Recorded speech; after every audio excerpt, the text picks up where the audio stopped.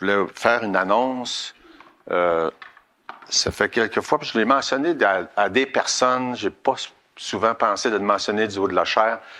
Ceux qui comprenaient l'anglais, évidemment, c'est juste en anglais. La mission Baptism Missions, ils ont ce qu'on appelle un balado. Ça, j'ai trouvé la traduction. On appelle ça un podcast en anglais. Là.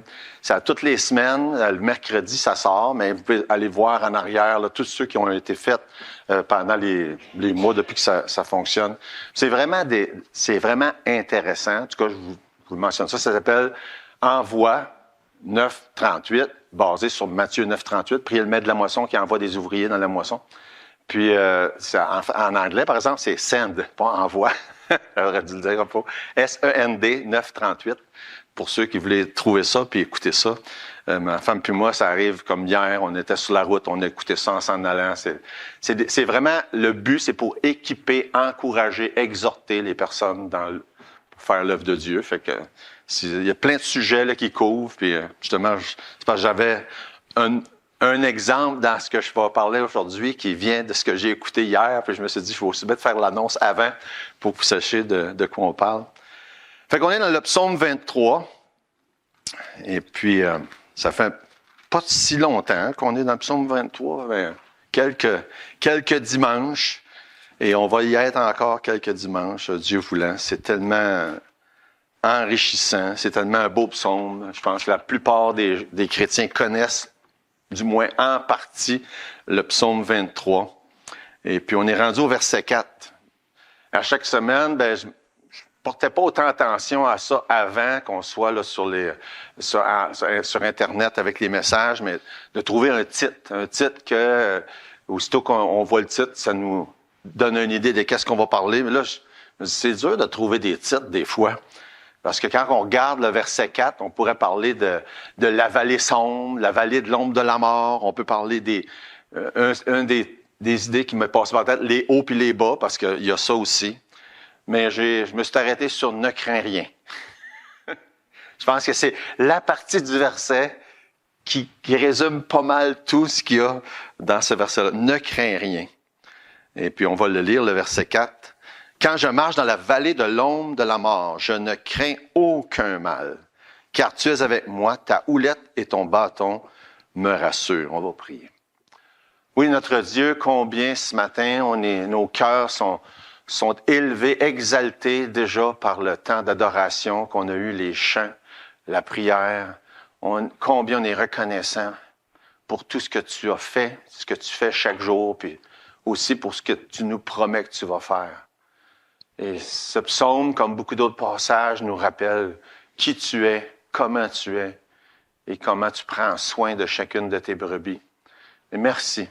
Merci Seigneur d'avoir le privilège d'être appelé enfant de Dieu, d'être appelé une brebis du Seigneur, et de savoir qu'on a un bon berger qui veille au grain et qui s'occupe, de savoir qu'on manquera de rien de ce qui est nécessaire. Je voudrais te prier ce matin encore une fois que tu puisses réconforter les cœurs de chacun et chacune, puis aussi en même temps que tu puisses toucher les cœurs, si qui que ce soit pas encore compris, réalisé, reçu Jésus comme sauveur, que tu puisses amener à cette conviction. Dans le nom de Jésus qu'on te prie. Amen.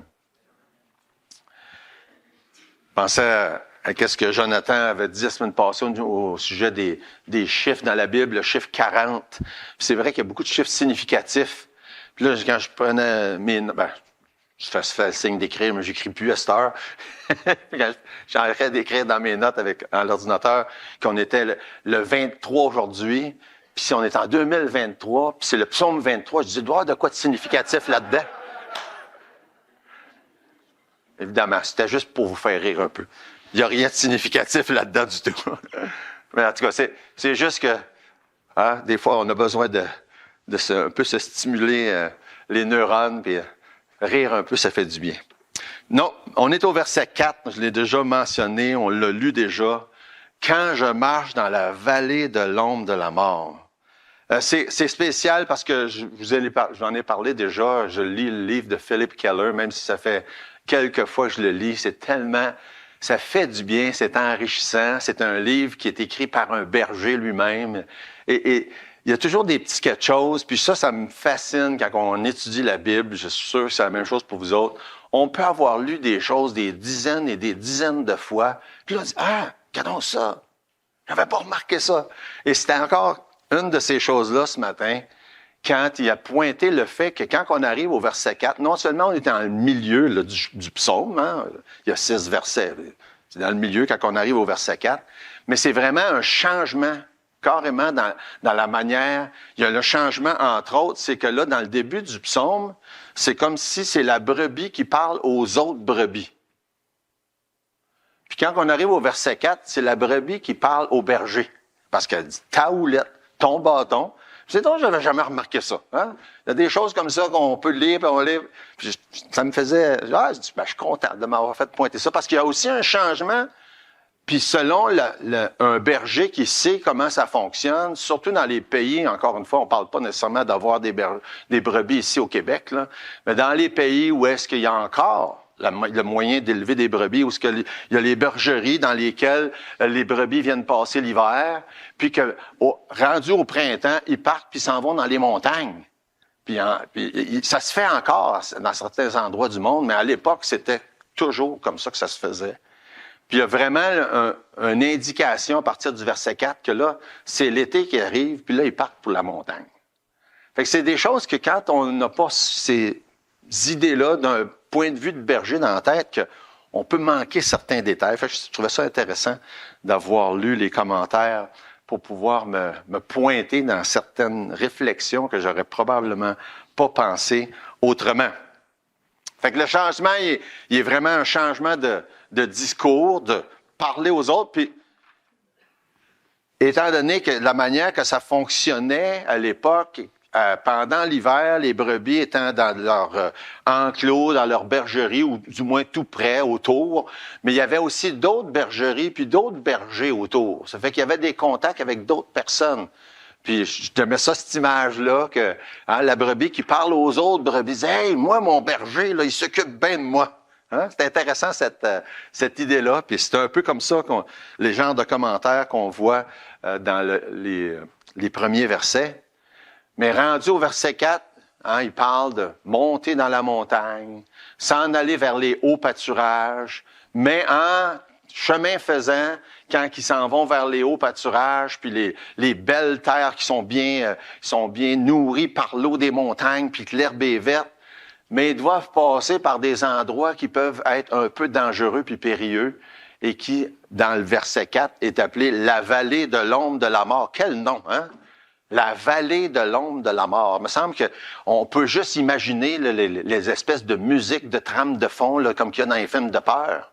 La vallée de l'ombre de la mort. Puis on sait que David lui-même, qui écrit ça, il était berger à une certaine époque, dans sa jeunesse, s'occupait des brebis de son père.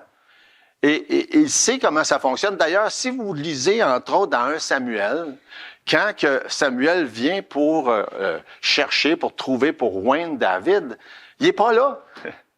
Il est à l'extérieur. Il est parti faire paître les brebis comme ça se faisait à l'époque. Il n'était pas chez eux. Il a fallu que Samuel aille le trouver où est-ce que David était. Puis on lit ça là, dans 1 Samuel chapitre 16, verset 11. Je vous ai pas besoin de tourner là, pour ça, mais ça dit, « Puis Samuel dit à Isaïe, « Sont-ce là tous tes fils? » Et il répondit, « Il reste encore le plus jeune, mais il fait paître les brebis. » Alors Samuel dit à Isaïe, « Envoie-le chercher, car nous ne placerons pas avant... Nous ne nous placerons pas avant qu'il ne soit venu ici. » Fait que, j'ai entendu dire, il est allé chercher, il a envoyé quelqu'un pour aller chercher David là où il était. Fait que c'est tout présent dans son esprit, David, ces détails-là de la vie d'un berger, quand, sous l'inspiration du Saint-Esprit, il écrit le beau psaume 23.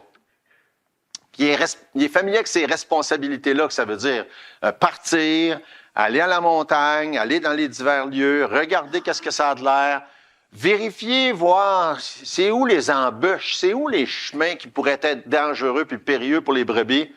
Fait que quand il les amène plus tard, il sait exactement où est-ce qu'il s'en va. Et ça fait partie de ce qui nous réconforte, nous autres, comme brebis du Seigneur.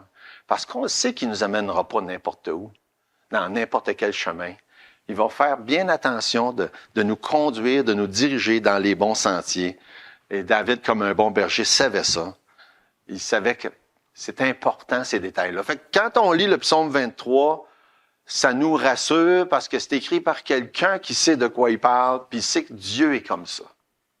C'est comme ça que Jésus, le bon berger, traite chacune de ses brebis. Puis c'est même que certains chemins, là, il y en a dans la gang qui serait correct de passer là, mais il y en a d'autres qui c'est mieux qu'ils passent à côté, dans un autre chemin. Et ça, c'est particulier aussi. Parce que Dieu ne nous traite pas tous de la même manière dans notre cheminement. Hein? Quelques-uns pourraient dire, ben moi, dans ma vie, j'ai passé ça, ça, ça. Puis d'autres vont dire, ben moi, j'ai jamais passé de quoi comme ça. Pourquoi? Parce que notre bon berger nous traite selon comment il sait qu'on est fait, puis qu'est-ce qu'on peut ou doit passer au travers. Fait que, verset 4, il dit, je ne crains rien. Puis ça, c'est vraiment notre thème là, pour ce matin. Je ne crains aucun mal, car tu es avec moi. Quand je lisais ça, je peux pas faire autrement que penser à un autre des beaux passages dans Ésaïe chapitre 41, verset 10, qui probablement quelques-uns ont déjà appris par cœur. Moi, je l'ai appris, ça fait longtemps, quand j'étais pasteur à Québec. Ne crains rien, car je suis avec toi. Ne promène pas des regards inquiets, car je suis ton Dieu. Je te fortifie, je viens à ton secours, je te soutiens de ma droite triomphante. Ne crains rien, car je suis avec toi. C'est ça l'idée. Et c'est la même chose que David dit dans le psaume 23. Il dit, je ne crains rien en tant que brebis, parce que l'Éternel, le bon berger, est avec moi. Et c'est vraiment ça. Et on peut le dire, on le répète. C'est pas à cause de nous autres. Hein, ça a été même mentionné dans les prières. Ça n'a pas rapport avec nous autres. Mais on peut avancer dans cette vie avec assurance parce que le bon berger est là. Et il prend soin de chacune de ses brebis. Il y a tellement de passages qui soulignent ça, puis qui nous répètent ces choses-là.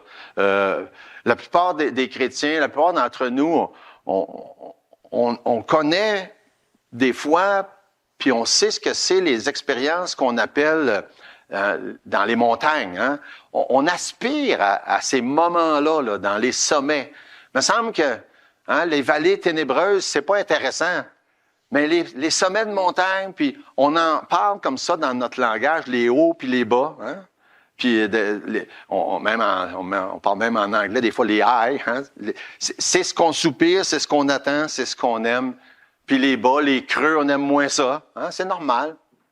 Et la Bible parle dans ce sens-là aussi de les hauts sommets, puis la présence de Dieu, puis les montagnes. Puis il me semble que ça serait beau si on était toujours dans ces places-là. Mais on ne peut pas toujours être dans ces places-là sans passer par des vallées. C'est ça qu'il faut comprendre, puis c'est ça qui nous aide de temps en temps à apprécier le fait que oui, la vallée ténébreuse, ombrageuse, qui est même appelée dans ce cas-là la vallée de l'ombre de la mort, c'est pas plaisant, mais c'est important. C'est nécessaire, c'est utile pour le cheminement d'une brebis, pour se retrouver un jour dans les hauts plateaux. On a des passages comme le psaume 121, verset 1. Plusieurs passages là, dans les psaumes. Psaume 121, verset 1, qui dit Éternel, verset 2, Éternel, délivre mon âme de la... Non, c'est le psaume 120, ça, monsieur. Psaume 121. Je lève les yeux vers les montagnes, d'où me vienne le secours. Le secours me vient de l'Éternel qui a fait les cieux et la terre.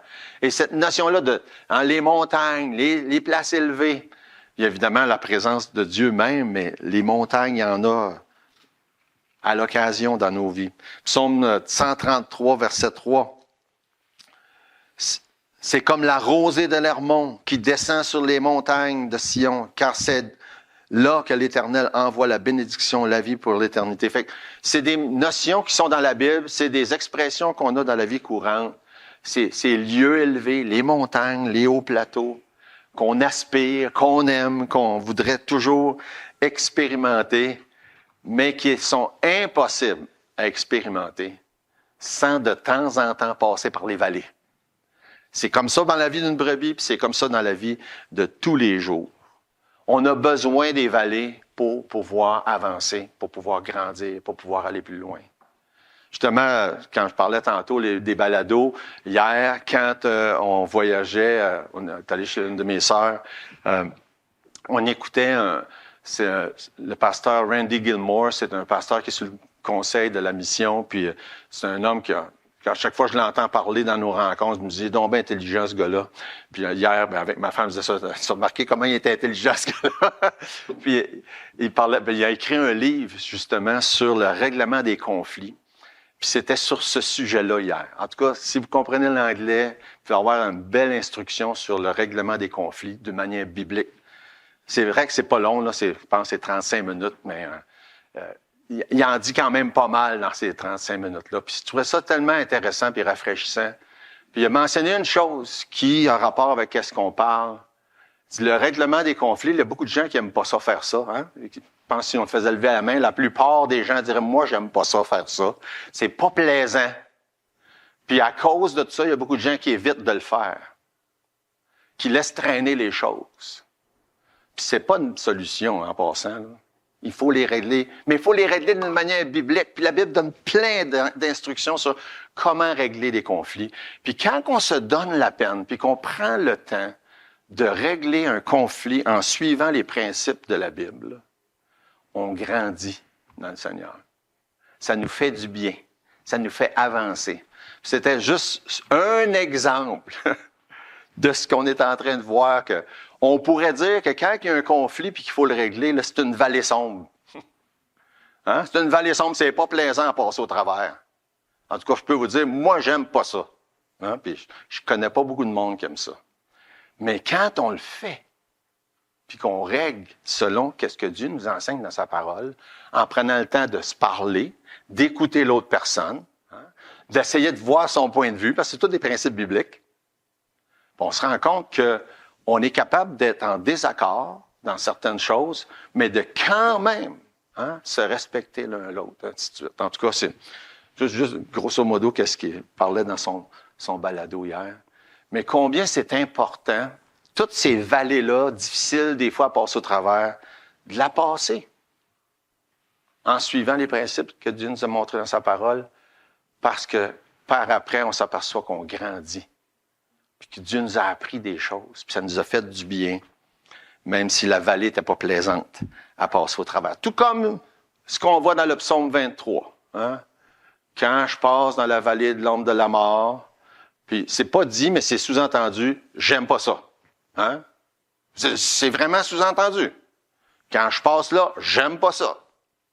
Mais je ne crains aucun mal. Pourquoi? Parce que je suis pas tout seul, le bon berger est avec moi et tout ça. Il faut passer là.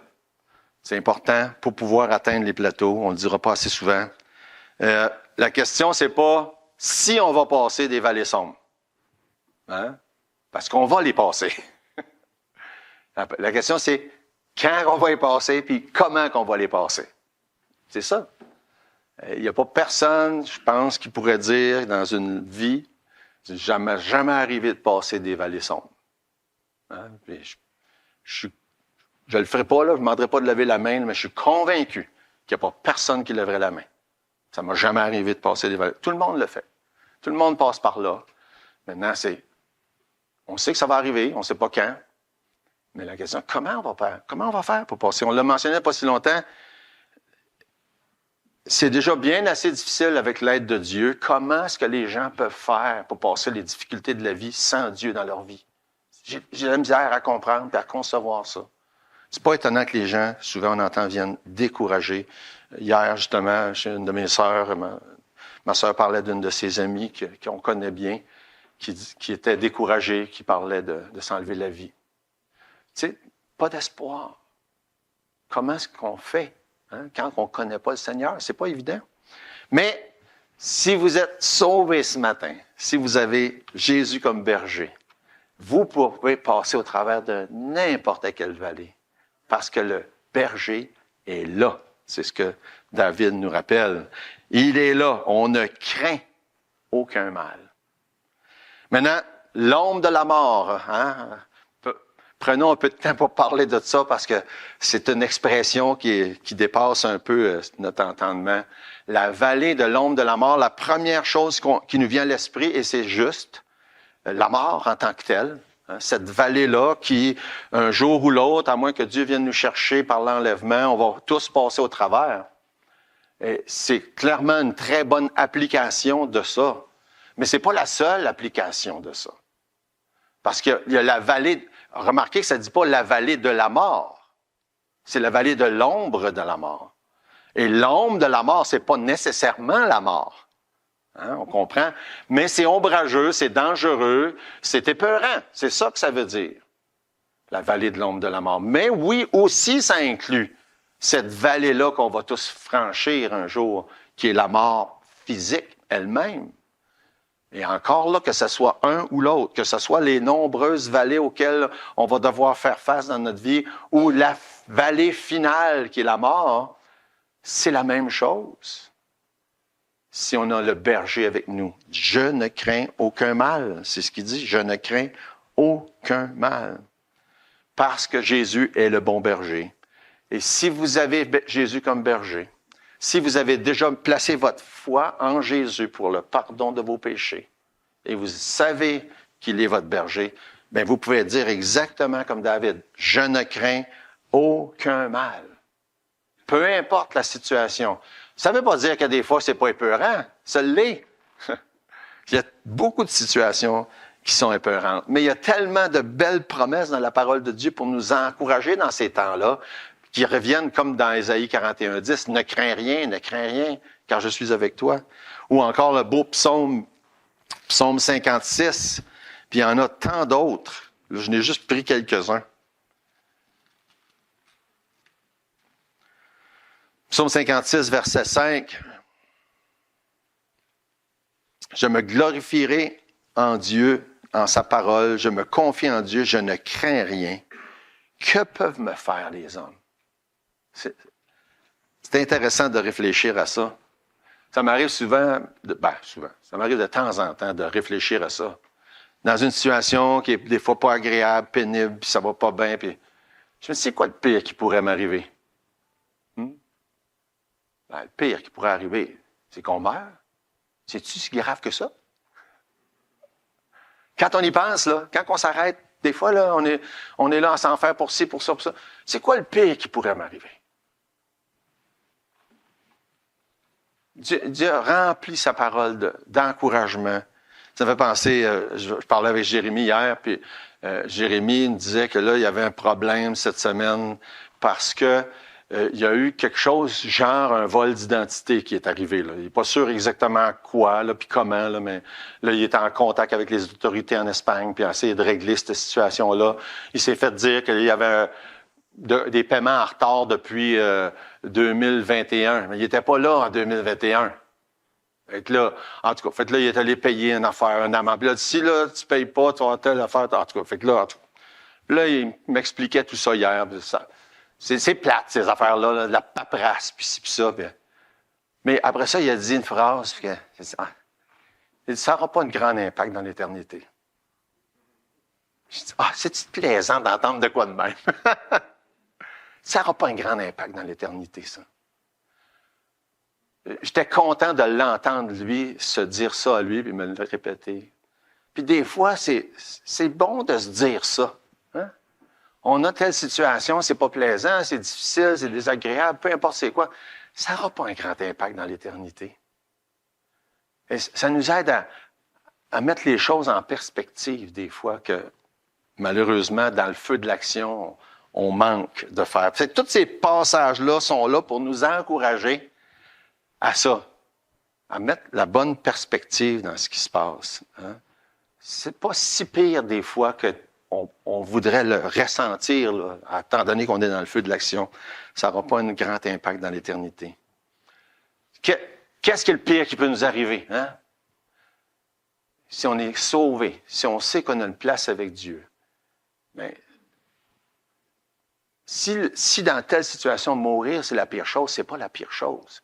C'est pas plaisant pour ceux qui nous entourent. Puis, comme je dis souvent, en rapport avec vieillir, je dis, vieillir, ça me dérange pas. Moi, c'est les bobos qui me dérangent. Hein? On pourrait dire la même chose avec la mort.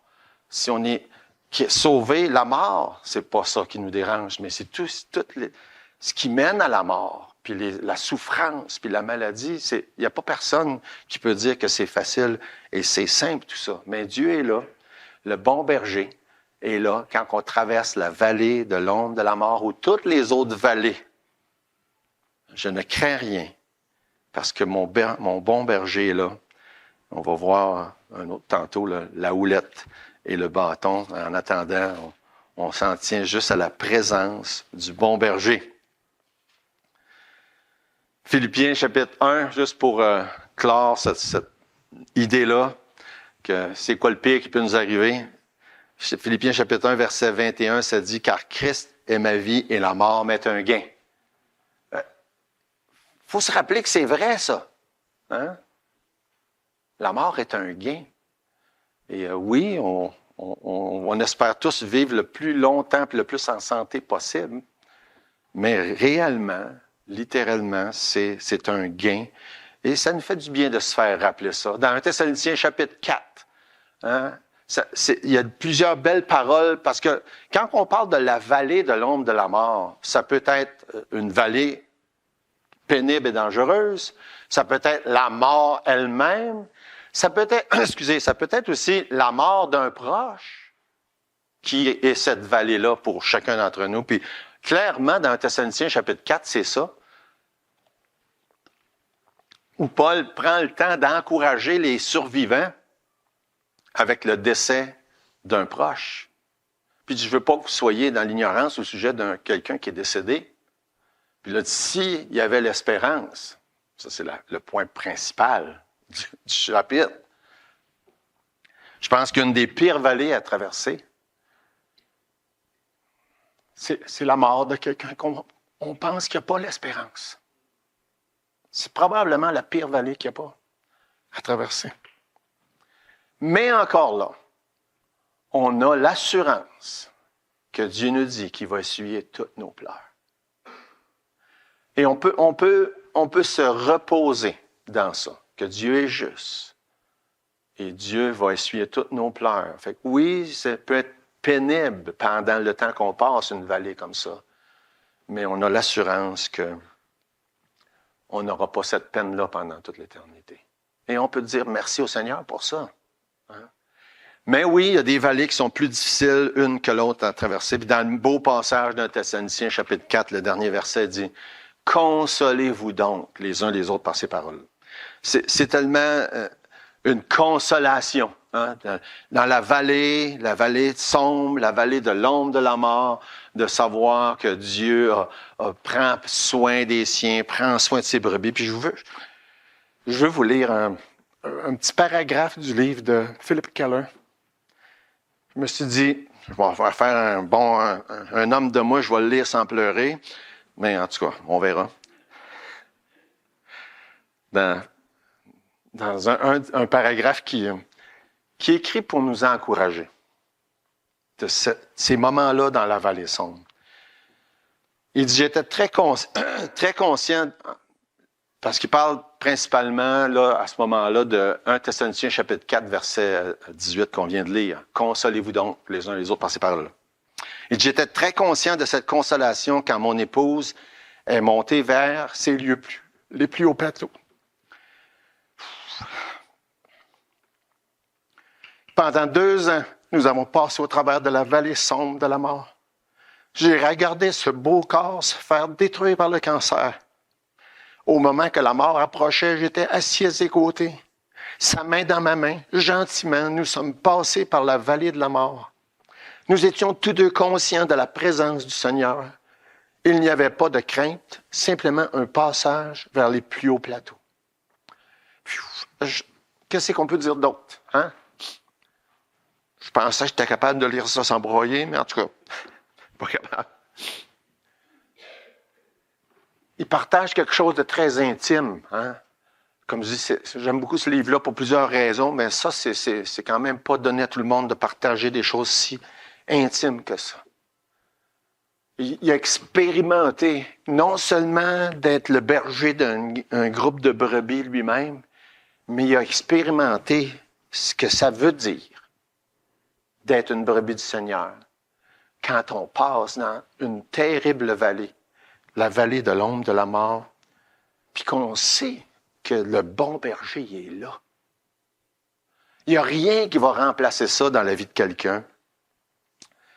Au-delà des pleurs, au-delà des difficultés, au-delà de la peine et de tout ce qui vient avec, cette paix-là, cette tranquillité-là, cette assurance-là de savoir qu'on a un bon berger qui s'occupe de nous dans toutes les situations, dans toutes les circonstances. Puis il le fait. Il nous affermit. Dans le psaume 40, David, qui a écrit psaume 23, il en a passé une puis une autre. Puis il y a tellement de passages comme ça dans les psaumes. Et dans le psaume 40, le verset 3, il dit « Il m'a retiré de la boue, de la fosse, moi je m'excuse, pour ça c'est bleu. Il m'a retiré de la fosse de destruction, du fond de la boue. Il a dressé mes pieds sur le roc. Il a affermi mes pas. Il a expérimenté qu'est-ce que ça voulait dire d'être dans des creux, puis de se faire affermir. À plusieurs reprises, d'ailleurs, comme la plupart d'entre vous probablement vont expérimenter dans votre passage sur la terre, de passer au travers des creux, mais de se faire affermir et d'aller vers les plus hauts plateaux, mais passer vers les vallées sombres et ténébreuses. Et dans chaque vallée, on sait que le berger est là pour s'occuper de ses brebis. Et rappelons-nous, avant de faire passer une brebis par la vallée, la plupart du temps, les bergers, ils allaient voir que ça avait de l'air d'avance. Et notre berger, il a marché sur la terre dans des souliers d'hommes comme vous puis moi. Il a passé au travers des genres de même choses que nous autres. Il a expérimenté ce que nous, on va avoir expérimenté. Fait qu'il est allé voir d'avance qu'est-ce que ça avait de l'air, les différentes vallées et les différentes montagnes. Ça fait penser aux témoignages, on va entendre des témoignages, on a parlé la semaine passée, on a commencé ça. Et dans plusieurs cas, les gens vont témoigner de leur salut, comment ils sont venus au Seigneur. D'autres vont peut-être partager tout simplement des vallées qui ont passé au travers et comment Dieu les a fait atteindre un plateau par après. Et ça en fait partie des témoignages aussi. Comment est-ce que les vallées qu'on passe au travers et qu'on se sent supporté, porté par le berger, puis pour aller vers des plateaux plus tard. C'est ça que c'est la réalité de la vie chrétienne, d'une brebis qui est entre les mains d'un bon berger. Je pensais à 2 Corinthiens chapitre 1, qui nous dit de se faire consoler, parce que on va être consolé parce que Dieu nous a consolés. Puis après ça, à cause des consolations qu'on a eues, on va pouvoir aussi consoler d'autres. Et c'est la même chose en rapport avec les vallées. Comment est-ce qu'on peut, qu'est-ce qu'on va expérimenter ou qu'est-ce qu'on va retirer, c'est plutôt ça, d'un passage d'une vallée sombre? Ben, c'est que Dieu va nous avoir fait passer au travers. Dieu va nous avoir appris des choses. Et un jour, plus tard, probablement, on va pouvoir s'en servir comme base pour pouvoir aider quelqu'un d'autre à passer une sombre vallée. Et ça, c'est remarquable. Qu'est-ce que Dieu peut faire dans la vie de quelqu'un. 2 Corinthiens chapitre 1, c'est exactement ça que ça dit. Versets 3 et 4, ça dit « Béni soit Dieu, le Père de notre Seigneur Jésus-Christ, le Père des miséricordes, le Dieu de toute consolation, qui nous console dans toutes nos afflictions, afin que par la consolation dont nous sommes l'objet, de la part de Dieu, nous puissions consoler ceux qui se trouvent dans l'affliction. » Et quand Dieu fait passer une de ses brebis par des sombres vallées, c'est pas parce qu'il aime ça nous voir souffrir. C'est pas parce que c'est un test nécessairement. C'est pas parce que c'est un raccourci dans la vie. Non, c'est parce qu'il sait qu'on en a besoin pour pouvoir aller plus haut, pour pouvoir aller dans le prochain plateau, pour pouvoir se nourrir mieux. Et c'est tellement triste parce que souvent, des brebis qui sont dans les moments de vallée sombre arrêtent de se nourrir, arrêtent de boire et deviennent toutes chétives. Tandis que la vallée, souvent, il y a de l'herbe en abondance, là aussi. C'est là que les rivières coulent. Mais pour aller plus haut, il faut prendre les forces quand on est dans la vallée. C'est pas le temps de tout lâcher quand on passe au travers d'une vallée sombre. Il faut continuer à s'abreuver, il faut continuer à se nourrir pour pouvoir avancer, pour pouvoir continuer, pour pouvoir aller où est-ce que le berger veut bien nous conduire.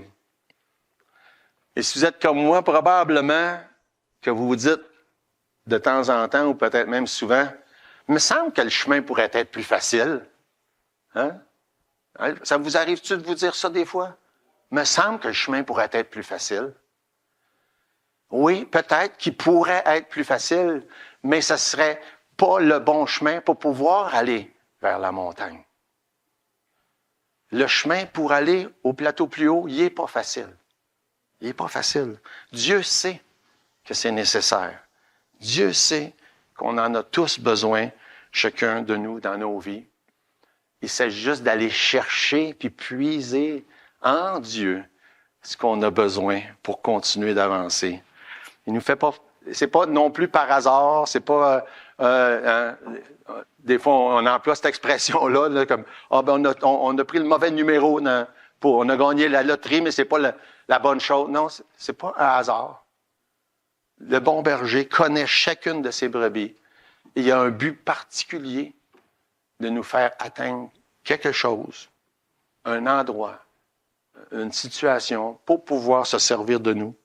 Et souvent, je l'ai déjà dit à d'autres, souvent ceux qui passent des vallées sombres, ceux qui souffrent, s'en rendent même pas compte comment ils sont un encouragement pour d'autres, puis ils sont une source de motivation. Et souvent, on se demande, mais pourquoi? C'est pas une question nécessairement qu'on peut trouver la réponse souvent, mais on sait que c'est nécessaire de passer dans ces vallées-là. La Bible nous le dit, et Dieu il a un but. Et ça nous permet de pouvoir un peu plus, hein? Quand je dis un peu plus, parce que c'est pas plus facile, mais un peu plus apprécier les autres belles vérités, comme par exemple dans Jacques chapitre 1, verset 2, où est-ce que ça dit? Jacques 1, 2. Ça commence avec « Mes frères », je pense que plusieurs vous connaissez ça. « Mes frères, regardez comme un sujet de joie complète les diverses épreuves auxquelles vous pouvez être exposés. » Mes frères, regardez comme un sujet de joie complète les différentes vallées sombres auxquelles vous pouvez être exposés. C'est ça que ça veut dire. À cause qu'on sait qu'est-ce qui va venir plus tard. Parce que les plus hauts sommets, ça peut être d'autres choses qu'on a à vivre dans notre vie, tout comme ça peut être le plus haut sommet qu'on va atteindre un jour, la présence de Dieu au ciel. Et ça nous permet d'apprécier un peu plus ces belles vérités-là, ou encore dans 1 Thessaloniciens chapitre 5, verset 18, quand ça nous dit de rendre grâce en toutes choses. En toutes choses. Ce qui est difficile d'imaginer toutes choses.